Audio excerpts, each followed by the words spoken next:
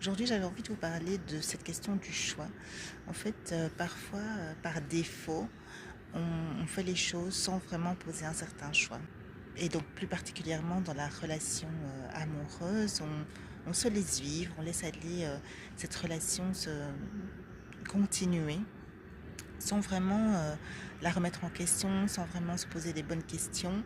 Et parfois, on est dans une espèce d'habitude et on accepte le fait juste d'être dans cette habitude alors que fondamentalement, on aimerait bien quelque chose d'autre, quelque chose de différent, quelque chose qui nous colle plus, quelque chose euh,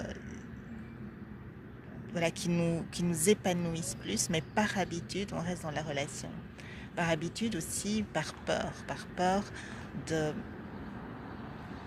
de solitude généralement, par peur de changement aussi, hein.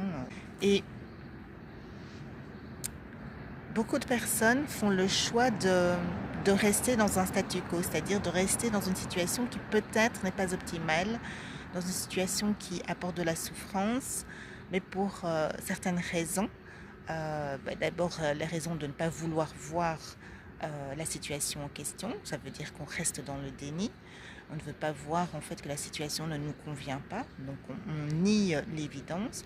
Et puis il y a d'autres raisons qui peuvent être de l'ordre des bénéfices secondaires, c'est-à-dire des raisons qui font que pour l'instant dans la balance, les bénéfices qu'on retire, même si la situation n'est pas idéale, sont supérieurs à ce qu'on imaginerait de notre nouvelle situation.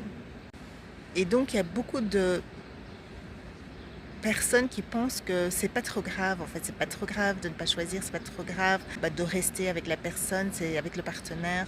Euh, il y a beaucoup, on s'auto-justifie en fait, on se dit, ben, tout compte fait, il y a des choses positives que j'ai avec mon partenaire, tout compte fait, j'ai créé quand même de l'intimité, ça fait un certain temps qu'on est ensemble, j'ai mes habitudes, et on pense que toutes ces raisons-là sont suffisantes pour rester. Mais ce qu'on oublie, c'est que il y a toute une série de phénomènes qui se passent dans le corps du fait de ne pas être en accord avec qui l'on est. Parce que pour rester avec la personne, vous avez mis de côté, vous avez mis en silence euh, tout un panel de besoins qui n'ont pas été satisfaits, qui ne sont pas satisfaits. Et en vous justifiant, en vous auto-justifiant, tout compte fait j'ai ceci, tout compte fait j'ai cela, en fait vous ignorez vos besoins. Et après un certain temps, le corps, qui est quand même une machine extraordinaire, le corps va vous faire savoir d'une manière ou d'une autre que vous avez ignoré ses besoins. Et donc, tous ces moments que vous avez laissés passer, tous ces moments pour lesquels vous n'avez pas répondu aux besoins, euh, vont s'additionner en fait. Le corps n'oublie rien. Le corps retient tout. Et le corps additionne tous ces moments où vous vous êtes oublié. Et pour lui, ça veut dire quoi en fait? Parce que ça revient en fait à comprendre le but de notre existence. Nous sommes ici pour être dans notre essentialité. Nous sommes ici sur Terre pour être vraiment l'essence de qui nous sommes.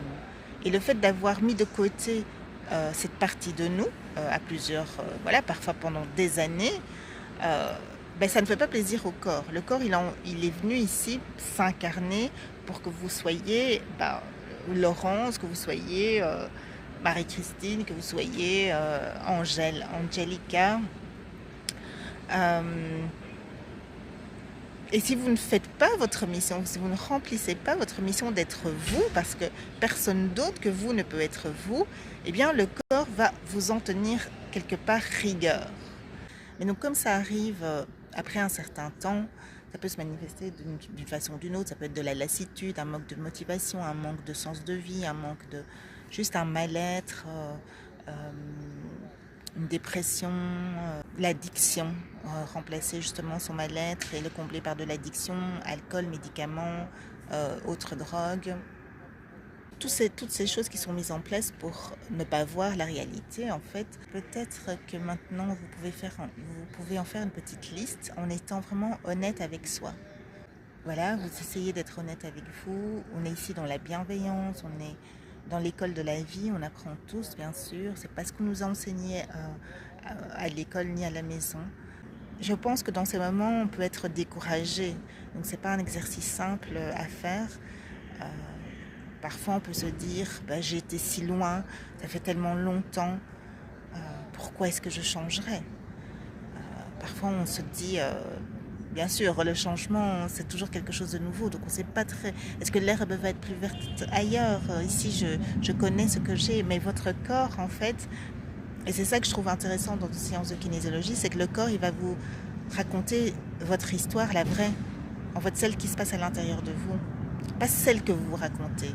Parce que souvent, on se raconte un mensonge. Euh, Notre mental, il est vraiment très fort à ça, à nous raconter une histoire, une fausse histoire. Et tout cela dans le but de vous choisir. Vous choisir vous, pour qui vous êtes. Aller au bout de qui vous êtes. Fonctionner vraiment pour ce que vous êtes fait. Il n'y a que vous qui pouvez faire ce à quoi vous êtes destiné. À bientôt.